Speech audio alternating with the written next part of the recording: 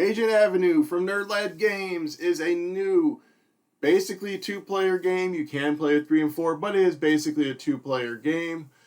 It has a I split you choose mechanism, has some bluffing in there, and has you chasing your opponent. What do I mean by that? Well, stick around after the break for the how to play, and then we will get into how I think it'd go.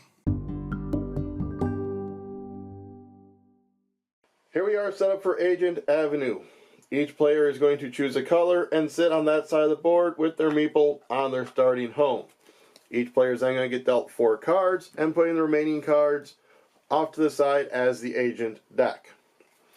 Your turn is going to play over 3 steps. Your first step is play, your second step is recruit, third step is end. So, to play a card, you're going to look at your hand of cards. You're going to be choosing 2 that have different names to play out.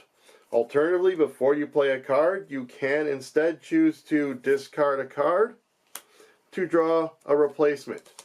You can do this at most 4 times per game, and you can do as many times as a turn as you want until you reach that 4 or until you're happy with your hand. So again, once you are happy with your hand, you are going to play 2 cards with different names out. You're going to put one face up and one face down. So maybe I'm going to put him face up and them face down. Then, once you are less than 4 cards, you're going to draw 2 cards, doing so after you've played those 2 cards. Then you go into the recruit step. The recruit step is your opponent is going to choose one of these cards to put in front of them. You get the other, and then you're going to move your meeple. So in this instance, they like that sidekick. They are going to take that. I get the code breaker. They are going to move their meeple 1, 2, 3, and 4. After everyone has moved their meeples, you're going to move into the end step. At this point, you're going to check whether any player has fulfilled a condition to win or lose the game. There are 3 ways that the game can end. If one of the meeples has caught up or passed the other meeple, that player wins. If one person gets 3 code breakers, they win. If one person has 3 daredevils, they lose, as denoted at the bottom here. Going back to when you choose cards and do the movement, you will notice that the cards have multiple spots. That denotes how much you're going to move. So the daredevil, the first time you get a daredevil, you're going to move 2 spaces. If you get a second daredevil, you'll move 3 spaces. The sentinels 0, 2, and 6. Then you have the instances of the double agent where it's backwards 1, and then forward 1, 2, 3, 4, 5, 6, and then backwards 1.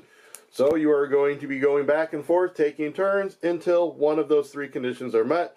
Someone has caught up to the other meeple, someone has 3 code breakers, or someone has 3 daredevils. That is the simple game. There is an advanced version where you use the other side of the board. And you now also have a black market deck that you'll be shuffling at the beginning of the game, then creating a face-up row of 3 with that. On this side is once you land on one of these spots exactly, you get to choose one of the cards from the black market to play. They have different abilities. Some have this lightning bolt, which is an instant ability, and some have this little infinity symbol, which means an always active ability. The end of the games still happen the same way. So that is a brief overview of how to play Agent Avenue. Let's go ahead and get into my thoughts on it. And there are those basics of how to play Agent Avenue. So let's get into how I think it go. We are going to, of course, start off with inside the box. The board itself is good. It's a thick quality. It's not like a paper mat or anything. It does have some heft to it, so it doesn't feel thin or chintzy. The cards themselves are laid out well. You'll see them scrolling through here. I really like the art style. I like that each card is different. They could have really cut corners, cut costs, what have you, and just done one card or one art for the Daredevil, one art for this one. But they went that extra mile, and they were able to make different art pieces featuring that same character in all the different poses for each character. The icons on the side, they work well. They depict what they need to. There are different colors for the pluses, the minuses, so it is easy to recognize. The rulebook itself walks you through everything, explains everything well, and in addition to that, it does come with player aids. It is a rather simple game, so some might think it doesn't need a player aid, but it is nice to have that one that you can deal to someone who's new to playing and simply go over that to explain the game as opposed to having to worry about the rulebook.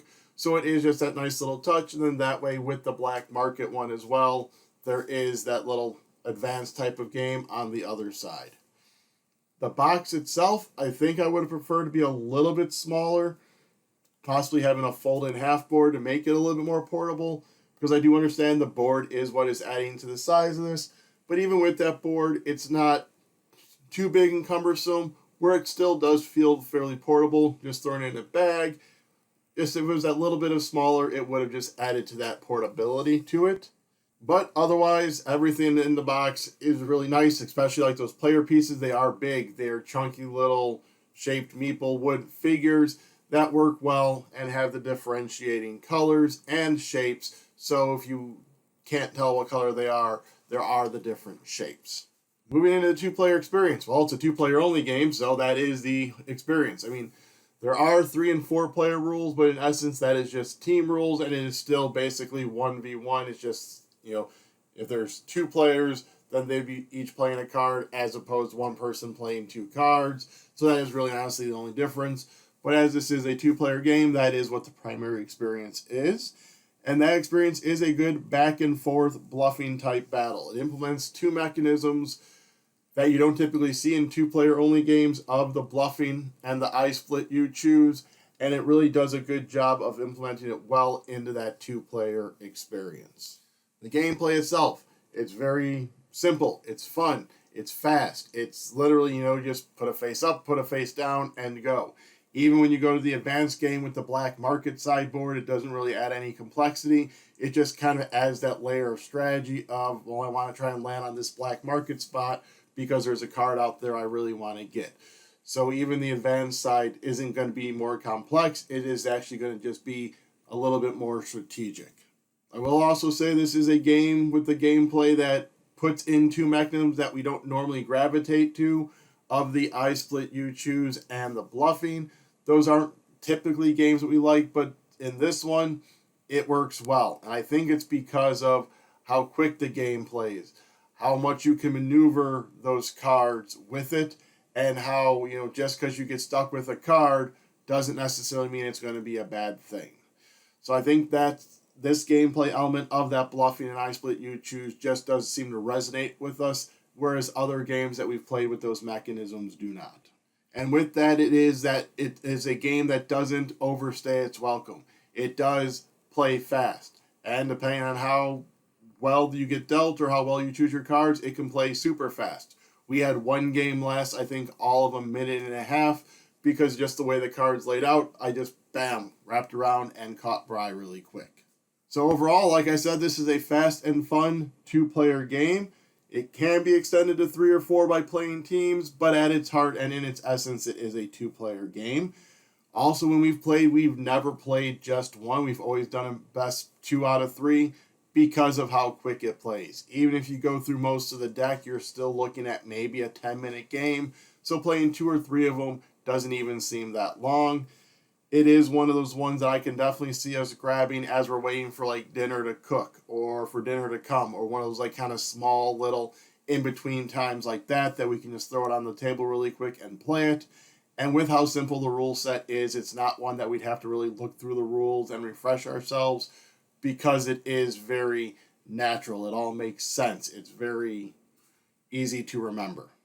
So with that being said, I am going to say that it go good. I'm going to give this 7 out of 10. It is definitely one that's going to be in our rotation of 2-player games, especially one that we're going to keep kind of in our games that are like near our kitchen or upstairs to easily grab for that before dinner game.